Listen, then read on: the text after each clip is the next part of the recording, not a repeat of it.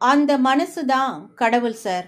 மனிதரில் மனிதம். நடிகர் ராகவா லாரன்ஸ் தான் சிறுக சிறுக கஷ்டப்பட்டு சம்பாதித்து சேர்த்த பணத்தை கரையான்கள் தின்றுவிட்டது என்று அந்த பெண்மணி கண்ணீர் மல்க கதறினார். விஷயம் அறிந்த நடிகர் லாரன்ஸ் அவர்களுக்கு உதவி செய்து தனது பெரிய மனப்பான்மையை வெளிப்படுத்தியுள்ளார். கஷ்டப்பட்டு சம்பாதித்த பணத்தை கரையான்கள் தின்ற கூலி தொழிலாளியின் ஒரு குடும்பத்தை பற்றிய செய்தி என் கவனத்திற்கு வந்தது. அவர்களின் வலி என் இதயத்தை தொட்டது. அவர்கள் இழந்த தொகையை திருப்பித் தருவதில் நான் மகிழ்ச்சி அடைகிறேன்.